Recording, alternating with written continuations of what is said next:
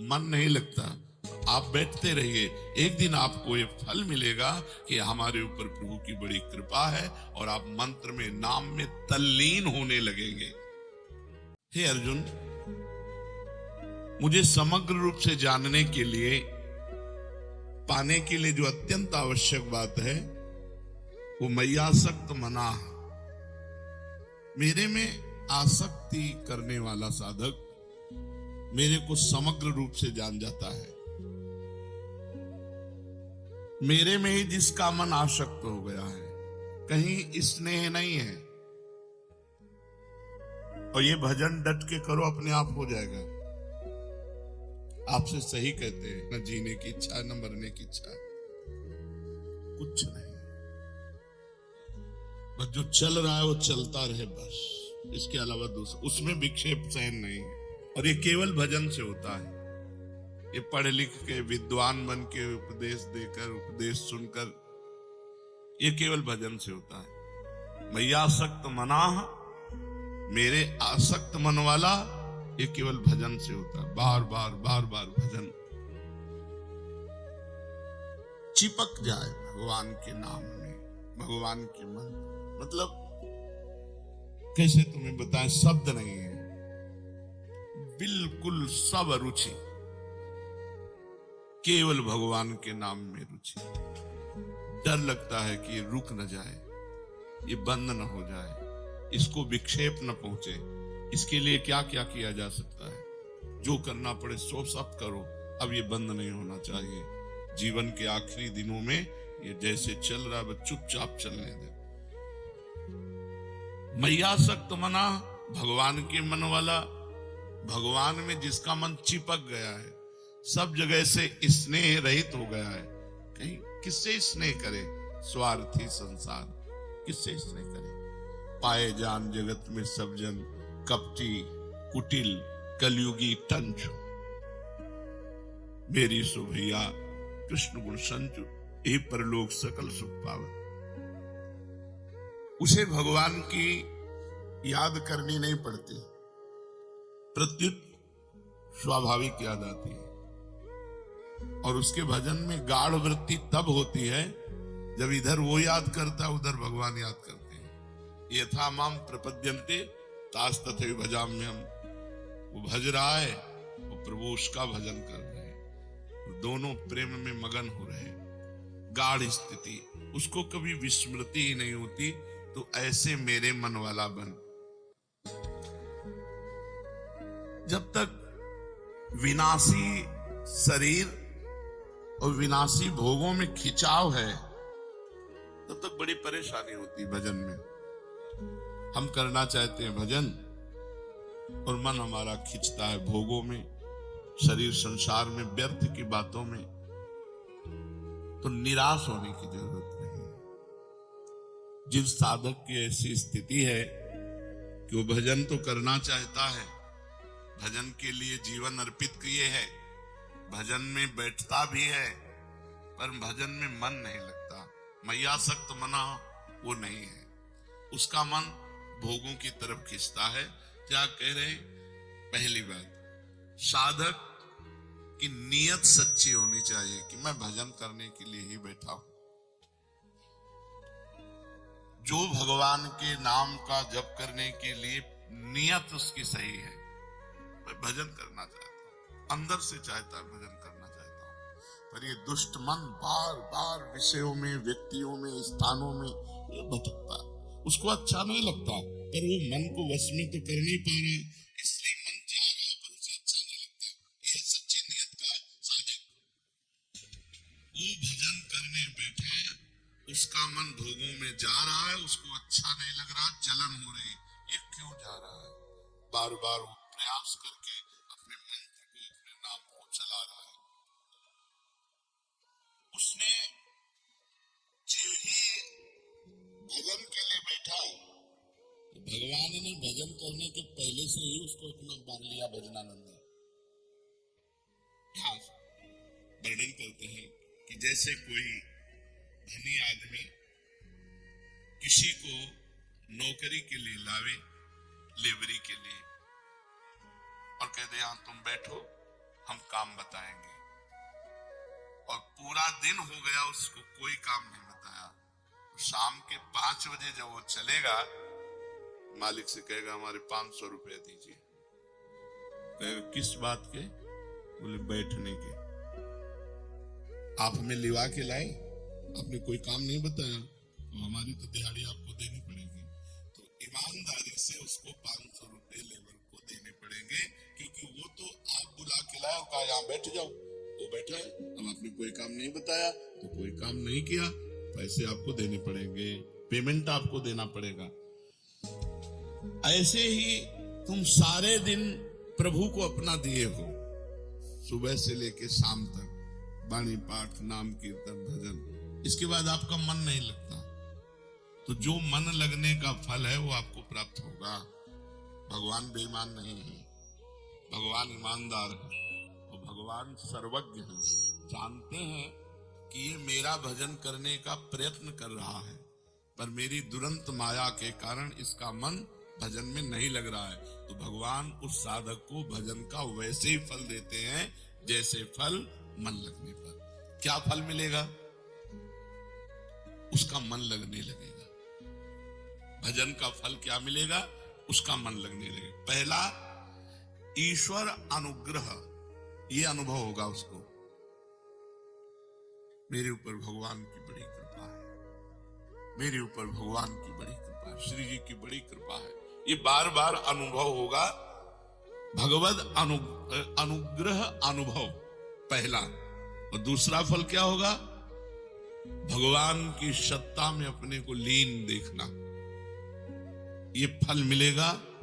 जो ईमानदारी से भजन करने में बैठता है पर मन नहीं लगता, तो मन ना लगने पर भी उसे कुछ दिनों बाद ये अनुभव होने लगेगा कि श्री जी की हमारे ऊपर बड़ी कृपा है, और फिर श्री जी की मधुर महामंगलमय रूप में वो लीन होने लगेगा, अपने आप मन उसमें लगने लगेगा। इसमें भगवत जो दर्शन है, इन इंद्रियों की ताकत नहीं है कि भगवान के दर्शन करने, जो अभी इंद्रियां हैं। नाम जप के द्वारा, मंत्र जप के द्वारा इनका मार्जन होता है, इनमें चिदानंद ताकत आती है इन इंद्रियों में। स्थूल इंद्रियों से भगवत रूप दर्शन नहीं किया जा सकता। जब भजन किया जाता है, डट के भजन, तो इन्हीं इंद्रियों में चिदानंद सामर्थ्य आती है। और इन्हीं नयनन सब सुख देखे, अपनो जन्म सुफल कर लेखे, उसे अनुभूति होने लगती है।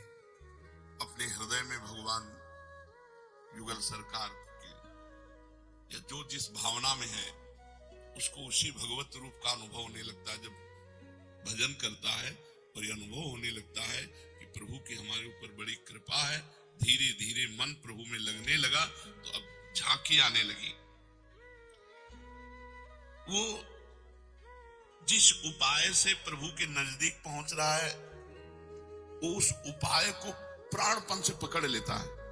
उसको समझ में आया ना, इससे फायदा मिला, इससे हमें आनंद मिल रहा है, जैसे नाम जप, मंत्र जप, और उसको संसार से बैराग हो रहा है, प्रभु में अनुराग हो रहा है, कुछ अच्छा नहीं, वो समझ गया दवा काम कर रही। अब वो इतनी आसक्ति कर लेता है नाम में कि जैसे कहीं हमने देखा कि गुरु जी को बात करने का, तो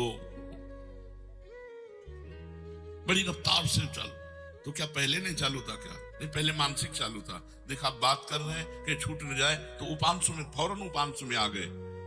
सिद्ध महापुरुष भी तद विस्मरणेन परम व्याकुलतेति, प्रभु का विस्मरण होने की भावना मात्र में इतनी व्याकुलता पैदा होती है, आप समझ नहीं सकते। एक अंदर विशेष प्रकार का कष्ट होता है, क्यों छूट गया, ये क्यों रुक गया, मैं क्यों इतने मिनट खाली रहा, मंत्र चल रहा है लेकिन ठीक अनुभव नहीं हो रहा, तो भी उससे संतोष नहीं हो रहा। वही आंखों में दिखना चाहिए, कानों में सुनना चाहिए, वही हृदय में चलना चाहिए। ये आसक्ति, ये फल मिलेगा बैठने मात्र का। मन नहीं लगता, आप बैठते रहिए, एक दिन आपको ये फल मिलेगा कि हमारे ऊपर प्रभु की बड़ी कृपा है, और आप मंत्र में, नाम में तल्लीन होने लगेंगे। जिस सामर्थ्य से उसकी स्थिति ये पहुंची है, उसमें उसकी आसक्ति हो जाती है। राधा नाम में, निज मंत्र में, राधा वल्लभ श्री हरिवंश नाम में जिसकी उस वृत्ति चली और उस वृत्ति से उसको लाभ मिला, उसमें उसकी आसक्ति हो जाती है। अब जो मन का विजय पाना बहुत कठिन कहा गया है, अब उसकी एकाग्रता बन गई, क्योंकि मन चाहने लगा कि रुके ना। समझो, जैसे जैसे भजन आपका बढ़ेगा तो मन चाहने लगेगा कि भजन न रुके। जब मन चाहने लगेगा भजन न रुके, तो अब मन को रोकना नहीं पड़ेगा, अब मन स्वयं भजन पकड़ेगा। वैसे कुछ दिन भजन तुम पकड़ो, फिर तुम्हें भजन पकड़ लेगा। वृंदावन की विशेष महिमा है, यहाँ फिरे स्वार्थ आपने, भजन गए फिरे बाह। पर कुछ दिन डट के भजन करना पड़ेगा। सच्चा वैराग्य और दीर्घ काल तक, दीर्घ काल माने बहुत लंबे समय तक भजन का अभ्यास, इससे ये सिद्धि प्राप्त होती है। स्वयं भजन चल रहा है, अपने आप भजन चल रहा है, वो केवल देख रहा है, सुन रहा है, बस शाम। जैसे जैसे शोरगुल आवाज होती है, वैसे वैसे मंत्र की ध्वनि और जोर से होती है। उसके मंत्र ध्वनि में अंतर नहीं अगर अंतर पड़ने लगेगा तो टिकेगा नहीं, वो तुरंत हटेगा, क्योंकि उसकी जो बात बनी है वो उस अंदर के चिंतन से बनी है। अब वो अंदर का चिंतन नहीं छोड़ सकता, उसके लिए बहुत बड़ी बात है। अंदर का चिंतन छोड़ना मानो प्राण निकल जाए, ऐसा कष्ट होना होगा, इसलिए उसे वो पकड़ लेता है। सच्चा वैराग्य, तरह तरह के विषय भोग उसके सामने उपस्थित किए जाएं तो भी उसकी अंतर्वृत्ति बाहर भोगने के लिए नहीं आती। इतना अंतर में नाम जप में, मंत्र जप में मन लग गया कि बाहर भोगने के लिए नहीं आती। उसकी तनिक भी भोग में मन की प्रवृत्ति ही नहीं रह गई। भजन में जब एक एक शब्द पीछे, जब साधन करते करते उसको झलक आई, इंद्रियों में चिदानंद पावर आया और झलक आई, तो इतना आसक्त होने लगा कि इसी भजन से ये बात बनी, ये आनंद मिला, उसकी भजन में आसक्ति हो गई। अब उसकी आंतरिक इतनी आसक्ति है कि बाहर उत्तम से उत्तम भोग उपस्थित होने पर भी भोगने की रुचि नहीं है। वो अंतर्वृत्ति में युक्त होते हुए खाता पीता सोता जागता चलता फिरता, कहीं भी आसक्ति नहीं, मन की तनिक भी प्रवृत्ति नहीं। ये बड़े बड़े तपस्वियों के लिए भी दुर्लभ है। इसलिए भगवान ने कल चर्चा सुनी थी कि तपस्वियों से भी अधिक, ज्ञानियों से भी अधिक, कर्मयोगियों से भी अधिक मेरा वो परम भक्त है जो निरंतर मेरा भजन करता है, श्रद्धा पूर्वक मेरा भजन करता है। ये गति बड़े बड़े तपस्वियों के लिए भी दुर्लभ है। ऐसी स्थिति तक पहुंचने के लिए विषयों में दोष दृष्टि करनी चाहिए। सब संसार भोग रहा है, अगर इसमें सुख होता तो ये तृप्त हो जाते। नहीं, हे भगवान मेरे हृदय में विषय स्फुरना न हो, हे भगवान कभी मैं विषयी पुरुष का संग न करूं, हे भगवान कभी कोई विषय सेवन की मेरे हृदय में रुचि न हो। ऐसी प्रार्थना करनी चाहिए भगवान से, श्री जी से प्रार्थना करनी चाहिए कि श्री जी ऐसी कृपा करो कि भोगों की तरफ आकर्षण न हो, भोग उपस्थित होने पर भोगने की इच्छा न हो। लाडली, अब ये जन्म आपको दिया, आप हमें सामर्थ्य दो कि मैं किसी भी तरह से इन निकृष्ट भोगों की तरफ आकर्षित ना हो।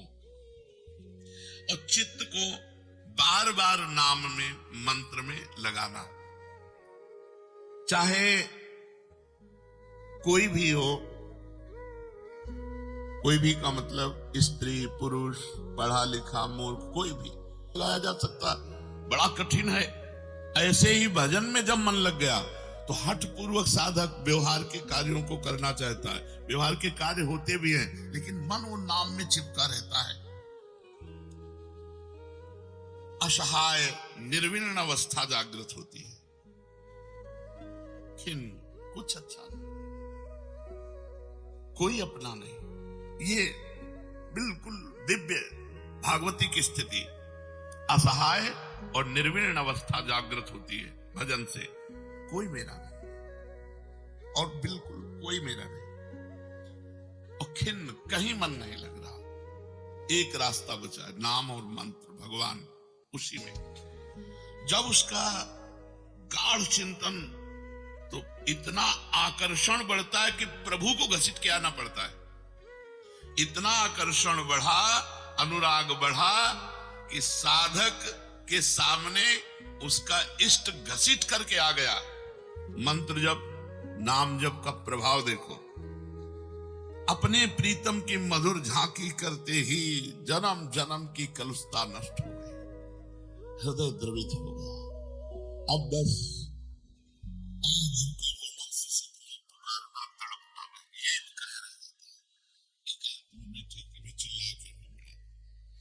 धीरे धीरे इष्ट देव का इतना प्रेम हुआ कि वो जिधर देखते हैं उधर वे दिखाई देते हैं। पहले तो हृदय में साक्षात्कार हुआ, अब जिधर देखते हैं उधर जिधर वस्तु नहीं है, वस्तु की जगह वे दिखाई देते हैं। जैसे गोपी जन कहती, जित देखूं तित श्याममयी है। मैं जिधर देखता हूँ उधर मेरे श्याम सुंदर ही दिखाई देते हैं। यहाँ तक पहुंचने के लिए साधना की सीढ़ियों से चढ़ना होता है, उसे अपने चिंतन को बचाना होता है। अच्छा, साधक खास बात चिंतन की रखे। सेवा कर रहे, चिंतन क्या हो रहा है?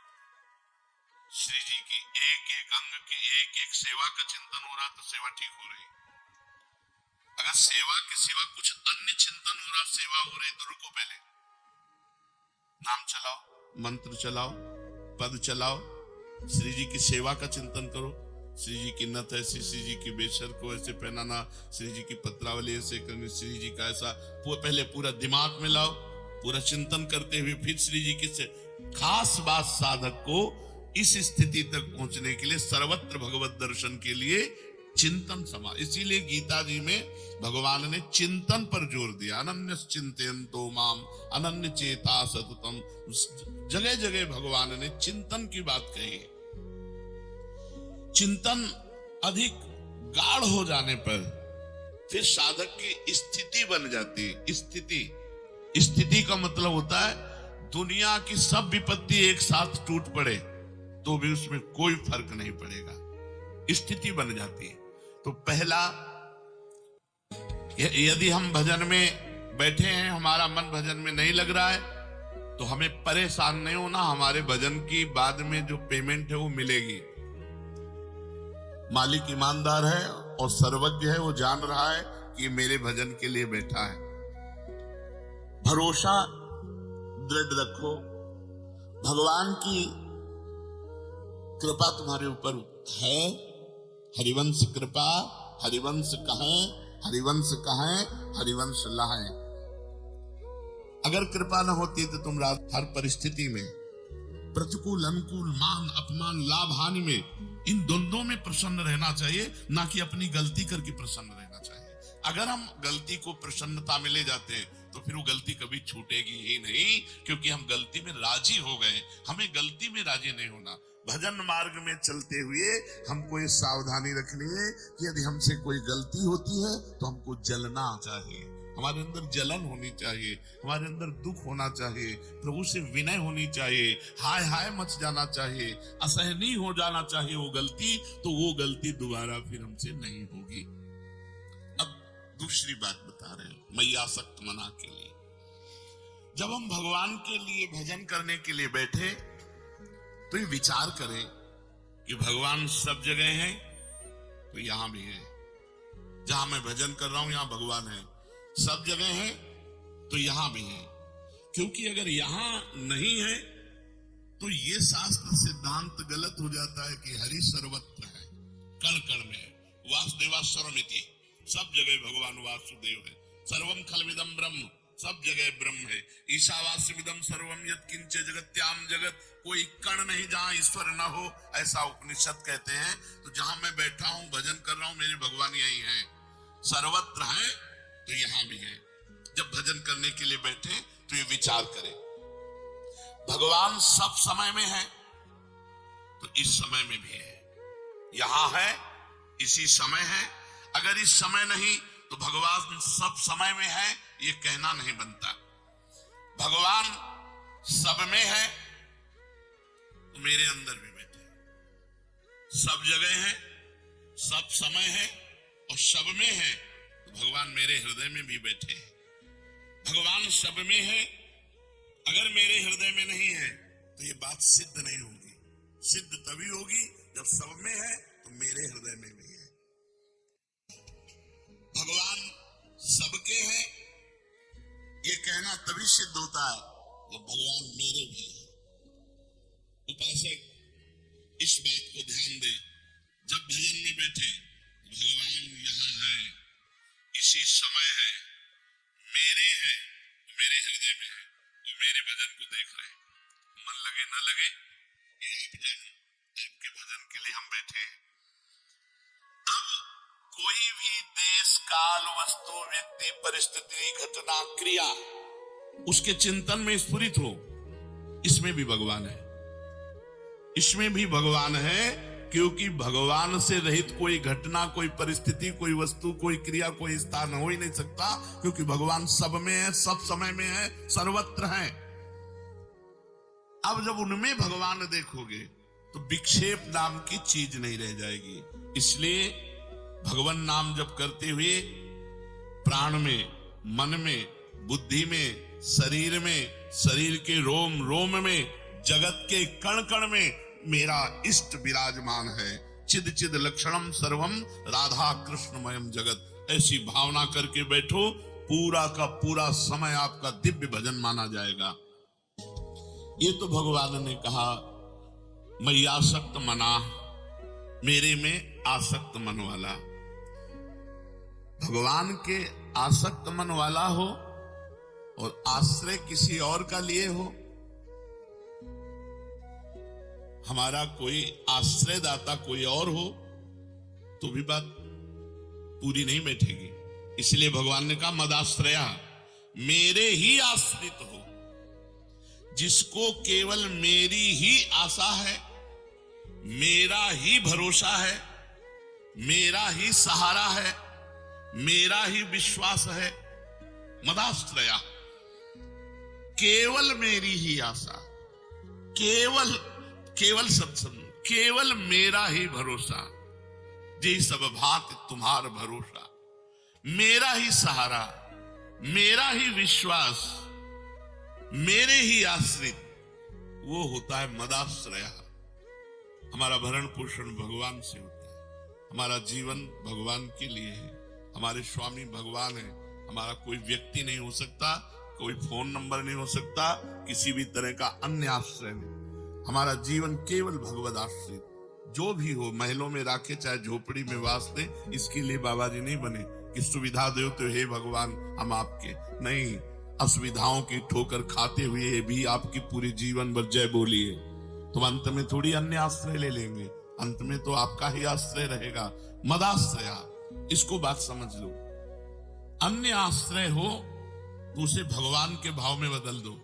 मेरे भगवान मेरे माता पिता के रूप में मेरा भरण पोषण कर रहे हैं, मेरे भगवान मेरे रिश्तेदार के रूप में आकर मेरा भरण पोषण कर रहे हैं, मेरे भगवान इस रूप में आकर मेरा भरण, लेकिन भरोसा भगवान का, ना तो माता पिता का, ना रिश्ते नातों का, मेरे भगवान इस रूप में मेरा भरण पोषण कर रहे हैं।